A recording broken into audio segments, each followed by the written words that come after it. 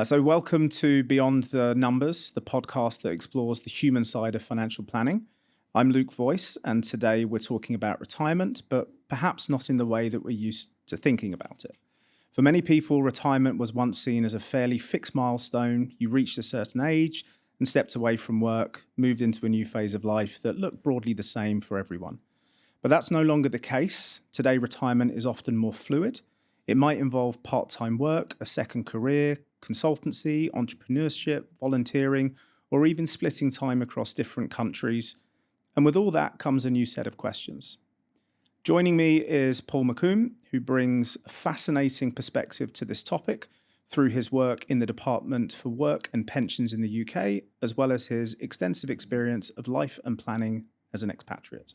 Paul, welcome to the podcast. Well, thank you for having me, Luke. Before we get into the practical side, Paul, I'd love to start with the bigger picture. And when we talk about retirement today, are we talking about age anymore? Or are we talking about something much broader than that? Yeah, it's a good question. And it was funny, I was looking up what does retirement actually mean and where did the term come from? And it turns out it came from, when you were no longer able to work. So you were retired. And it didn't mean when you were retired many centuries ago that someone necessarily like the state looked after you. It was expected that your family and friends would sort of be there for you. And of course, life expectancy probably wasn't what it is today. I think fast forward to now, and actually retirement is a kind of, people don't like being defined by their age. They kind of think, hang on, I'm just a day older. There's many people even on their 60th or 65th birthday they'll sort of slide it under the carpet. They don't want to talk about it. So I think the link to age is fast becoming fluid. However, there is a moment where people possibly want to work less or do different things. And, people do get tireder and the body doesn't quite keep up with the brain. So I think age is probably not the way to think and plan for the future when you think of what are you going to do after your big job. And probably it's more, what's next. Yeah, I think that's a really, really interesting point. And it's almost quite refreshing sometimes when you hear somebody saying, oh, I'd like to work until 67 or 70. There's that old school mentality. Now, it's really common for people, like you say, to be, 55, and then I want to do something else. They've built up this experience and all these expertise in a field, and they're almost a master of their craft. So it doesn't make sense for them to stop and step away. Yeah. And I just love the idea that people are having second careers. They're doing something which is a lot more fulfilling, and they're genuinely passionate about something. So I think that's a really interesting shift. One of the other things is, as you said, with the age, it's very automatic and structured. Do you think that responsibility sits with the individual to call time, or do you think it's more, all right, this is when you're going to stop and this is when we're going to decide? You mentioned my past sort of experience in Department for Work and Pensions. And it is a slightly unfortunate thing, I guess, that many states have built the framework of retirement. So in society as a whole, there's a sort of created moment. So, it used to be women retired at 60, men retired at 65. That changed to 65 for all. Then that's changed progressively, 67, 68 for some. So in a weird way, you will get treated differently by the state that you happen to operate in. It might change your taxation position, for example, national insurance. Take the UK. You don't pay that in retirement, although there's some political debate on these things at the moment. So I think Um, it's very apparent that states will still have a framework in their mind about the working population, the retired population, when it happens, what support is available, um, how to afford that support, all these sorts of things. And I think some of that's bound to bleed in to people's own thinking. Equally, if I think of some organizations I've worked for, you will often hear about bringing on new talent. And there's a terrible term I used to call post blocking. So it's kind of, it's to stop you getting into your comfort position in an organization and sort of riding it out. Because one thing in a company is they will think, oh, well, we need some fresh energy and what have you. So things like mandatory retirement ages or points at which there's an expectation someone's going to move on from that role. So I think in a way, even if I as an individual decided, I'll plot my own destiny, that's not always quite so straightforward. If the arrangements around you, either with your employment or with the state you're in, suddenly have other kind of expectations of that. So you have to factor those things into any of your plan. You're not just free to do whatever you want for as long as you want, in most cases, I would say. So from your time in work in the UK pensions, you highlighted it and touched on it a little bit there. What would you say 2 or 3 biggest improvements that generally or genuinely helped ordinary people to plan? You mentioned women going from 60 to 65 and it being more equality. Are there any other examples? It's interesting. Obviously, St. James's Place do a lot of financial and personal financial advice with people. And one of the things I'm sure we'll get into in this discussion is how do you plan so that you have choices. Interestingly, the state think like that as well. So the state in the UK was sitting 2010, I think, well, it's sort of bubbling for about a decade, but it had this phrase called the pensions time bomb. Okay. And the situation was you've got a sort of working population, and that working population has to save for itself and pay for others, in simple terms. And they were looking at the sort of demographics of the population. So fewer children, more older people. And you do the math and you go, hey, who's going to pay for this? Particularly as you project forward 50 years. And I think it was really quite a lot of foresight of the government at the time to say, we've got a problem in 50 years' time, and we can see it now because there's going to be fewer working people paying for more older people. And so what are we going to do? And the Turner Commission was set up, and it came up with a series of recommendations. And I think the first thing was compulsory saving. It's called automatic enrolment. People had to opt out of it. There was lots of fears within the government because if you think we're talking when 2015, 2016, there was still that period of austerity, post-financial crisis. And there was a worry, that people will opt out of saving if they're given a choice. But they had to give a choice, and they did. And bizarrely, 90% of people who were automatically enrolled stayed enrolled.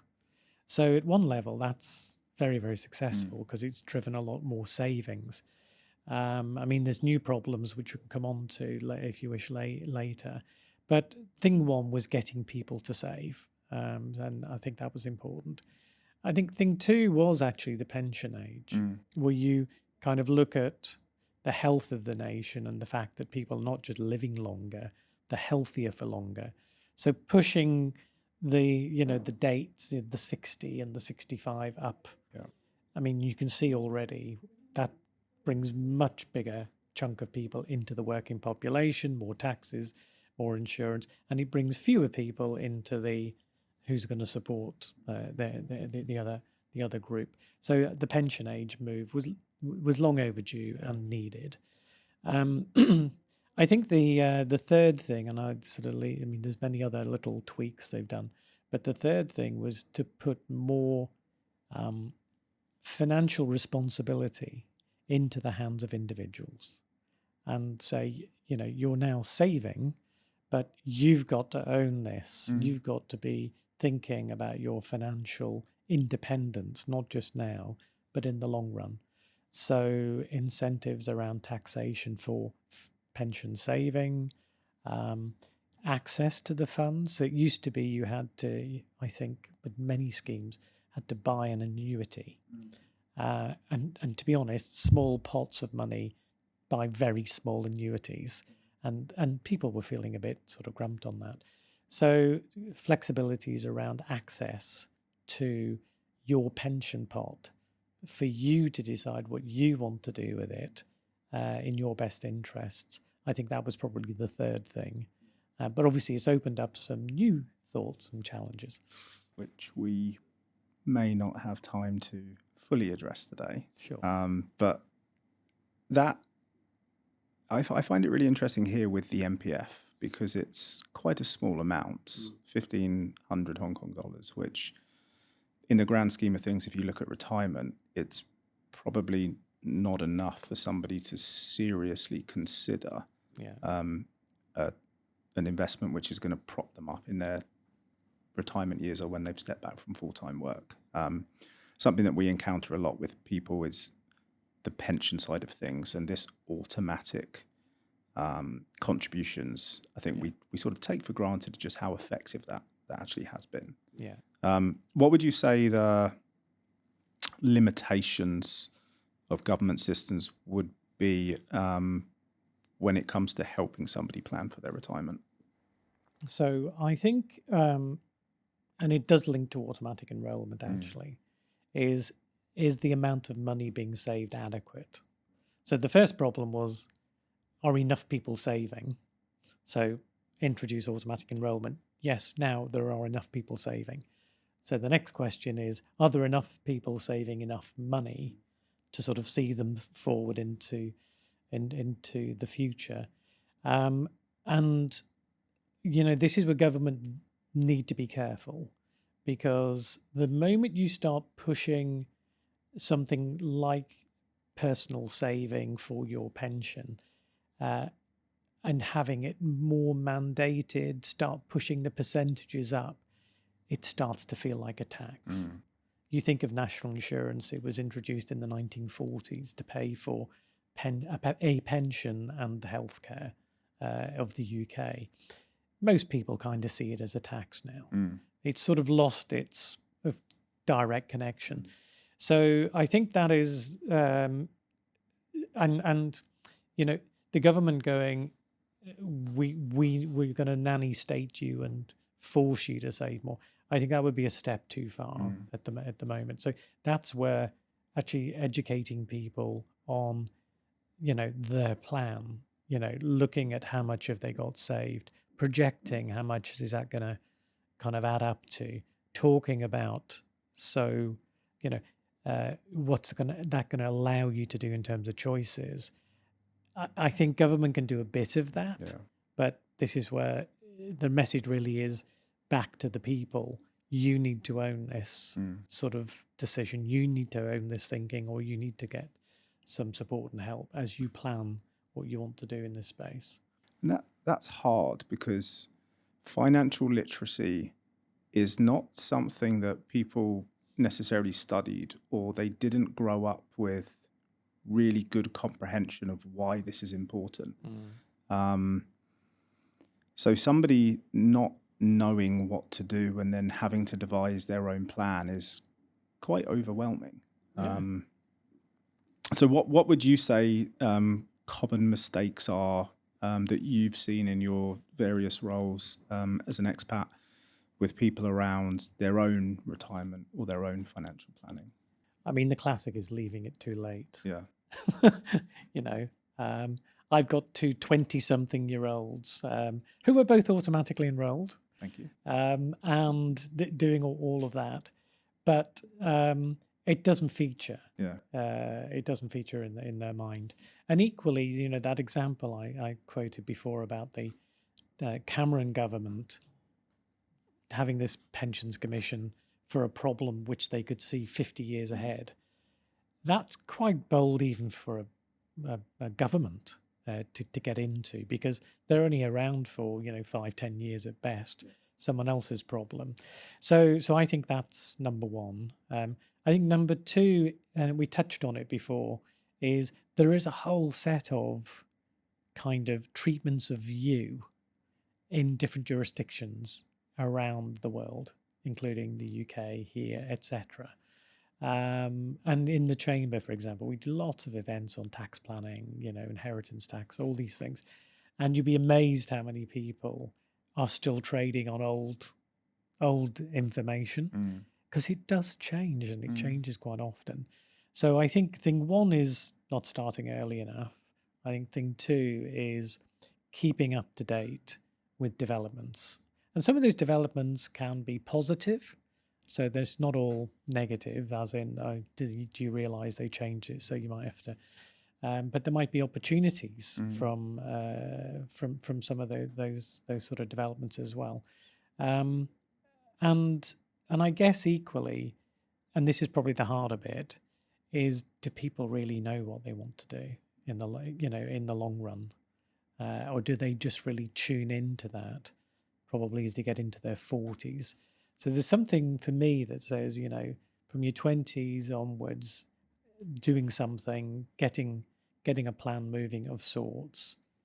As you get into your 40s, start to really focus in on, so what do I want to do in the future? These sort of questions. You know, it's funny, I was talking to my youngest son, and he's one of these very ambitious, you know, kind of doing okay. I want to retire when I'm 40, you know. I think he's been watching Wolf of Wall Street. Sure. And it's like, you know, I want to be a millionaire by the age of 30, all this stuff. And of course, as a parent, you're there kind of like, go for it. Yeah. But actually, there's a very small percentage of people that will ever find themselves in that position, I would argue. Yeah. One thing that I've really noticed in conversations is that this is the first time that people are going through this. Retirement is fluid, as we discussed. Your generation, your parents, where we would normally get a lot of our advice from, they had a hard cutoff at 65, 70. So their choice was removed. Yeah. Now you can make it whatever you want, but without guidance, without advice, it's a really difficult, it's a very overwhelming subject to try and broach and create something from scratch. Yeah. As I say, that guidance where we're looking from parents, aunties, uncles, people that have gone through it, you're on your own. So if you were to create a one-page retirement plan that was advice to either your younger self or your two children, for example, what would that one-page retirement plan look like? Wow. I suppose you've got to work backwards. First of all, from what do you envisage your life to be after your full career? So you've got to have some sense of, you know, are you going to live abroad? Are you going to settle down back home, reconnect with family, friends, all those sorts of things? And you really need to understand the costs of that lifestyle and what you would need to enjoy that lifestyle. And then you've really got to work back and say, okay, what's my plan for getting there? You know, there's two things you can do here. You can save for then, but that's probably at a time where you're also borrowing in order to buy property.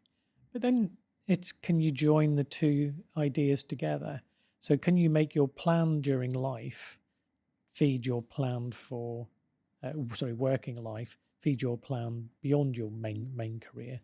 So it's to really engage with the scenario planning, and to sort of think ahead.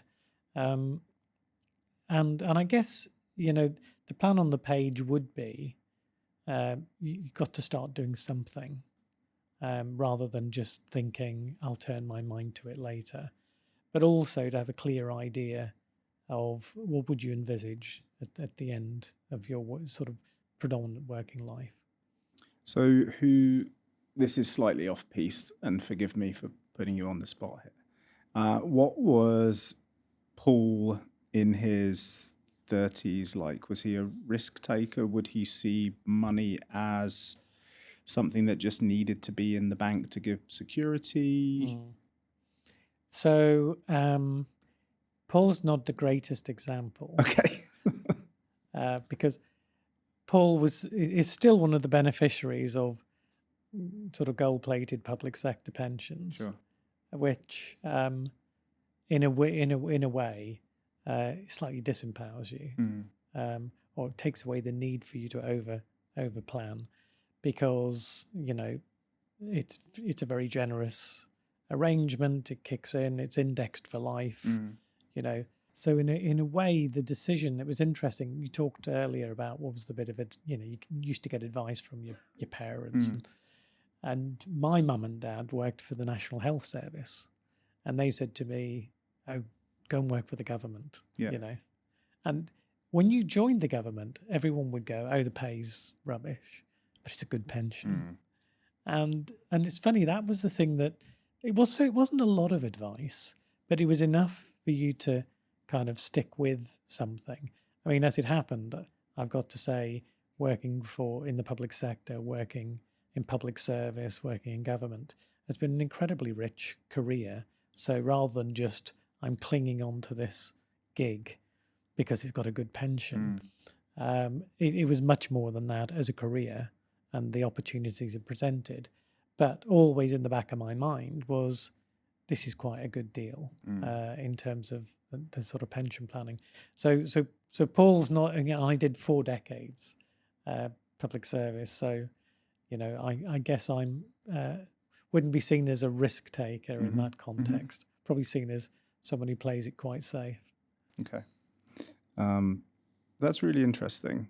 Okay, so in those 4 decades of working, not necessarily all of them would have been as an expatriate. What questions should other expatriates be asking? I guess again, it depends at what stage of life they're at, but it's important for them to know, first of all, the position of their assets, how they will be treated if they decide, if those assets were bought as a form of saving, what happens if you liquidate them?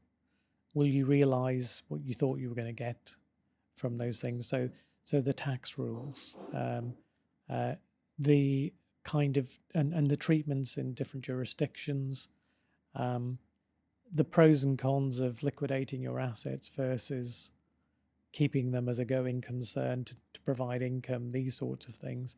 And really it's a case of getting really professional advice. I mean, many people nowadays are using AI. AI doesn't always get things right. And people also need to really test their own circumstances, because just picking up a bit of general information and thinking that's enough is not always the case. There was, particularly when people get into things like tax status, domiciling, these sorts of questions, in the past you needed a barrister's opinion in order to stand up your planning. Where you keep your funds, onshore, offshore, what are the risks and opportunities around that? So I think it's kind of, if you're an expat, it's a kind of, are you staying where you've largely been? Or are you going home? Or are you going to a third country? Where is your assets? Where is your wealth? how are you going to organize that in an efficient way to provide you an income when you don't get a paycheck? Yeah. And that's the moment of truth, because being asset rich and cash poor is no fun. Yeah. Yeah.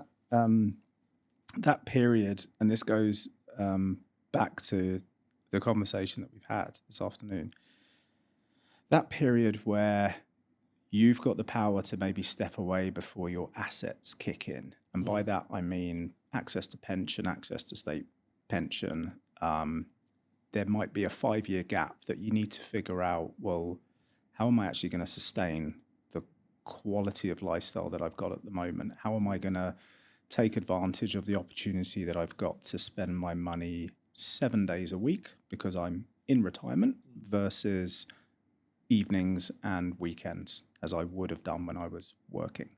So I think that your point of understanding your assets is vital, and I think understanding the limitations of those assets as well, just to prepare yourself for 5 years of probably quite free spending. If you think about those first 5 years of people's retirement, they've got health, mobility, they are probably going to have this list of things that they want to attack from a bucket list perspective. I'm sure will have timed retirement or may have timed retirement with the person that they want to spend time with and do these things with. So the costs at the first 5 years of retirement, I think, are maybe under prepared for based on asset base. That brings us quite nicely into our final takeaway. So for someone listening who maybe hasn't properly started thinking about their own retirement planning, maybe because they felt it was too far away or too complicated, what would you want them to understand from our conversation today? Yeah, and listen, I would never put myself on a pedestal as the expert or anything like that. But I think when we were chatting before this podcast, I shared with you, I can't remember if it was a TED talk or a YouTube video or something like that. And he talked about, because obviously I see, a moment of retirement in the, in the next decade. And he talked about these 4 phases that people go through. And I thought I would just want to mention them because they really resonated with me. And it went back to something I think you said at the start of this is, what's the thing you're going to do next? And this guy, and I can't remember for the life of me, but he said there's 4 phases. 1 is every day's a holiday. So that's your 7 days, So you're sitting around. What are you going to do in this every day's a holiday when you're frankly bored? So that's phase 1. Phase 2, and I have seen this, you're depressed. You miss the structure of a working life. You don't know what the purpose of your life is. And you're just down. And actually you might be overwhelmed by the financial responsibility as well, because suddenly there's no paychecks coming in and there might be a pot of money that's just going down, and that can really weigh on people as well. So potentially, phase 2, depression. Phase 3, which sounds hilarious, doing crazy stuff. I bought a motorbike. I'm gonna live in a tent for a year, traveling the world. So just doing crazy stuff, which is probably out of character, but it's the thing you wanted to do. But the 4th area that really appealed to me was in service of others. It's the sort of giving back, and that could be to your own family in terms of looking after children or supporting an elderly relative. It could be in your own community and things like that. So I think the thing for me, which resonated with that kind of story, was the fact that you can get stuck in any of those 4 phases for years, and don't let it happen to you. Grip your future, plan your future, and have a sense of what you want to do. Because even if it's wrong, it's your plan and you're going to do it.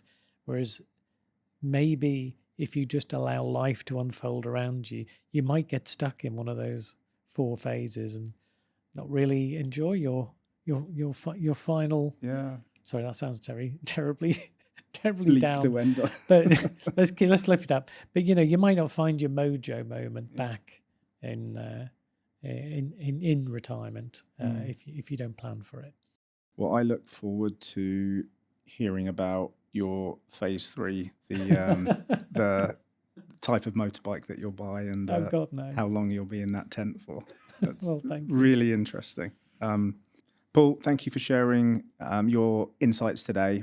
I think what this conversation makes very clear is that retirement is no longer simply about reaching a particular age and stepping away from work. It's about planning for a transition, one that may look very different depending on the person, the lifestyle they want, and the realities that they need to navigate.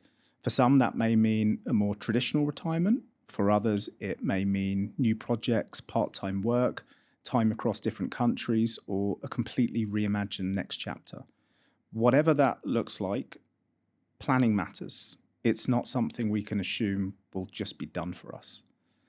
If you found this episode helpful, please share it with friends, colleagues, or family members that may benefit. And if you'd like to explore how St. James's Place can support your financial journey, you can follow our dedicated LinkedIn and Instagram channels for more insights and guidance.